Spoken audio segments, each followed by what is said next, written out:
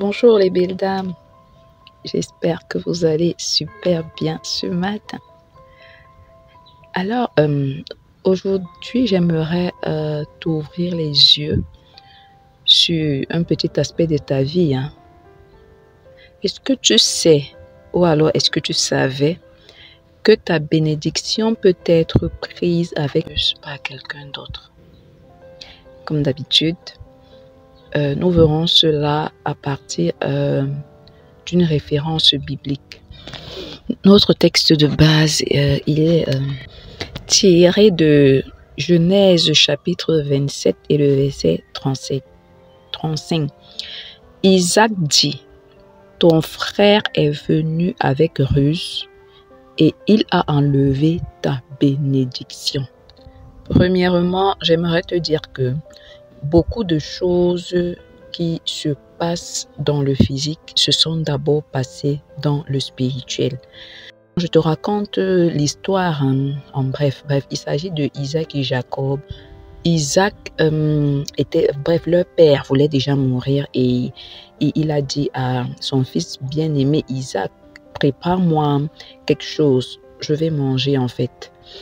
Et maintenant, qu'est-ce qui se passe? La maman entend, la maman qui aimait bien plus Jacob, elle va lui dire, écoute, voici ce que ton père a dit. Maintenant, moi, j'aimerais que c'est toi qui partes arracher cette bénédiction. Et l'enfant a fait ainsi. Quand le père a fini de bénir Jacob, autant pour moi, quand Isaac est venu, père bénis-moi, il dit, mais qui était alors là? Et il lui dit, je sais pas, apparemment c'est donc ton frère. Et il a tout pris. Et Isaac te dit, donc, le monsieur-ci est venu avec ruse voler ma bénédiction. Mais vous pensez que ça avait, tu penses que c'est là que ça avait commencé. Je vais te lire une autre référence. Genèse chapitre 25 et le verset 32. Écoute, bon là je survole aussi, enfin le verset dit d'abord, Ésaü répondit, voici je m'en vais mourir. À quoi me sert le droit de naissance? Non, je te raconte l'histoire, bref. Ésaü était rentré faim, son frère était à la maison et puis son frère avait fait un bon repas. Alors il dit, ah donne-moi j'ai faim, donne-moi j'ai faim. Et le garde dit, non, vends-moi d'abord ton droit de naissance. Mais regarde-moi quelqu'un. Lui aussi, il dit, oui, bon, je m'avais mourir, à quoi ça me sert? À quoi ça me sert ce droit de naissance là? Mieux je meurs, est-ce que je vais mourir pour ça? Donne-moi la nourriture, je te vends mon droit de naissance. Là, tu peux lire pour tes propres recherches dans le chapitre 25, le verset 29 à 34. Tu vois? Lui-même, il a vendu son droit de naissance depuis, sans toutefois savoir en fait, depuis longtemps, parce que cette histoire se passe avant que le père ne demande à bénir Ésaü. Et tu vois ce qu'Ésaü a répondu. Quelque part, il lui dit justement, il m'a supplanté 2 fois. Donc, il a été rusé 2 fois de suite. Et Jacob était tellement rusé qu'il a même dit à son frère, jure-moi que tu me véritablement ton droit de naissance. Tu sais, beaucoup de bénédictions que tu perds, tu les perds d'abord sur le plan spirituel. Et parfois par ta propre négligence. Il y a des choses que Dieu a mis en toi. Exemple, le droit de naissance. On ne le vend pas. On ne le vend pas. Tu te négliges à un point où, ok, les gens qui sont là pour rôder autour de toi, qui voient que tu as un talent, qui voient que tu as un don, ils viennent te lâcher. Tu t'exposes à n'importe qui, n'importe comment. Non. Et on voit que tu ne tiens même pas à cœur ce que Dieu t'a donné de naturel, comme le droit de naissance. On voit que tu ne tiens pas à cœur, tu n'arrêtes pas bien tout ce que Dieu t'a donné, comme ton mari par exemple. C'est-à-dire qu'on voit que tu ne traites pas bien tout ce que Dieu t'a donné, comme tes enfants par exemple. Et après-demain, quand ton mari va aller dehors, tu vas dire que le diable est entré dans la maison. En réalité, c'est toi-même qui n'avais pas bien protégé ce que Dieu t'avait donné. Quand ton enfant va te détester demain pour une raison ou pour une autre, alors que toi tu croyais bien faire dans sa vie, tu vas commencer à dire que oh, c'est les gens qui donnent les mauvais conseils à tes enfants. Tu vois, ça c'est juste un aspect. Après, je dis pas toujours que c'est de ta faute s'il y a des choses qui se passent dans ta vie, non. Mais voilà un aspect. Quand Dieu te donne quelque chose, protège cette chose-là jalousement. Il y a beaucoup de choses que tu perds d'abord dans le spirituel avant de perdre cela dans le naturel. Tu vois, c'est après, bien après, des années plus tard, que Ésaü a fait le lien. Tu vois. Ésaü dit, est-ce que c'est parce qu'on l'a appelé du nom de Jacob qui m'a supplanté 2 fois? Il a d'abord enlevé mon droit de naissance et maintenant il vient enlever ma bénédiction. Ça c'est dans Genèse 27, verset 36. Trop tard, il a ouvert les yeux. Si tu écoutes ce podcast aujourd'hui, je crois que c'est parce que Dieu veut attirer ton attention. Il tire tes oreilles que fais attention à ce que tu peux vendre moins cher, à ce que tu peux vendre entre guillemets Joe, à ce que tu peux vendre à vil prix, alors que tu vaux plus que ça. Parfois, tu attends un enfant, l'enfant ne vient pas, alors qu'on t'a déjà volé cet enfant sur le plan spirituel. Parfois, tu attends un emploi, l'emploi ne vient pas, alors qu'on est parti fermer cet emploi-là dans le cadenas. Parfois, tu attends le mariage, ça ne vient pas, alors que tu as toutes les prédispositions, tu es tellement belle, tu vois. Mais on a pris ton étoile, on est parti mettre ça dans une marmite au village. Tu es étonné.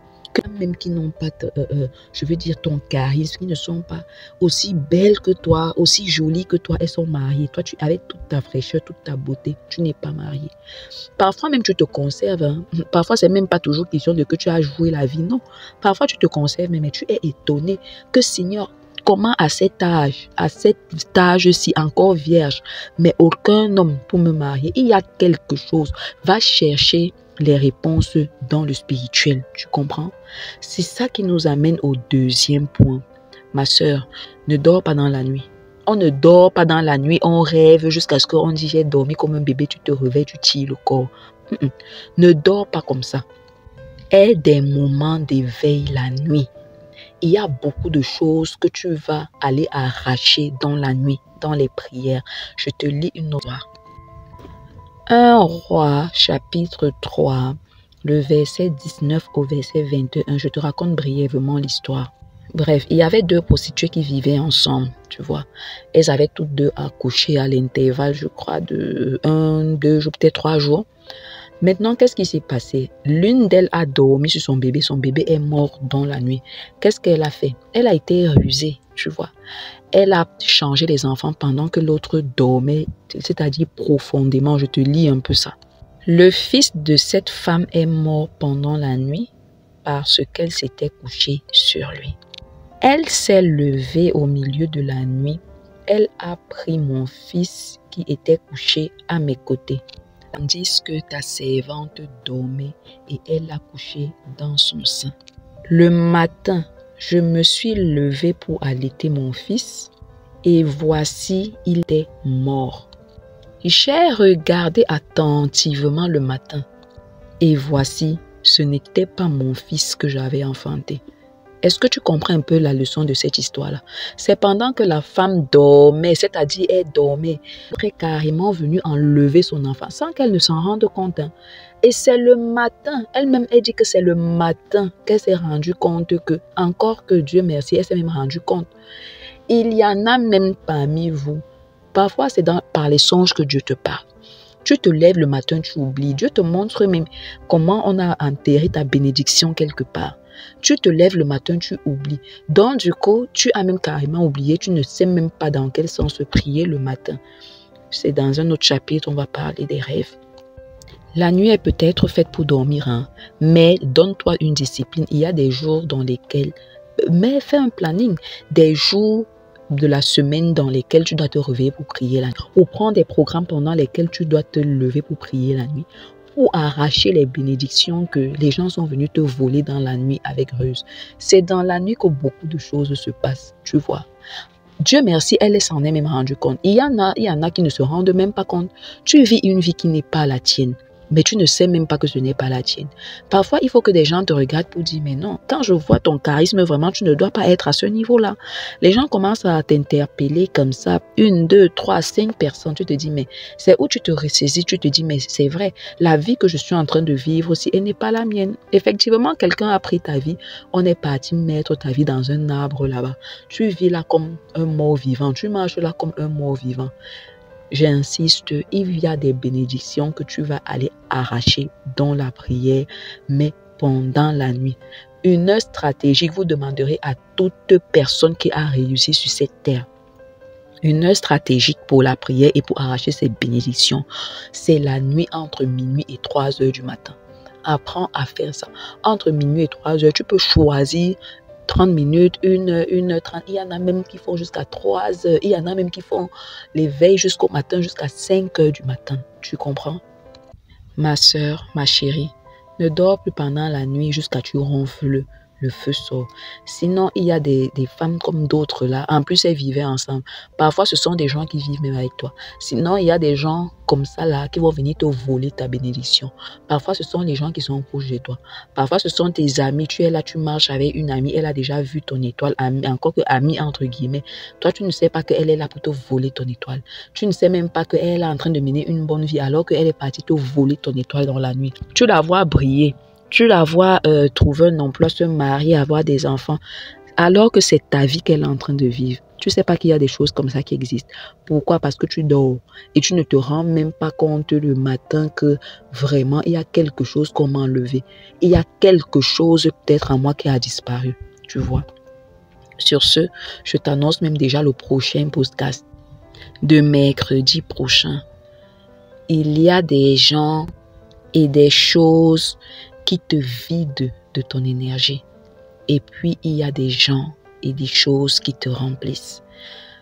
2024, c'est ton année. Ne passe pas à côté de ta bénédiction juste parce que quelqu'un t'a volé ta bénédiction avec ruse et est en train de vivre la vie que toi, tu aurais dû vivre. Sur ce, mesdames, je vous souhaite une agréable journée.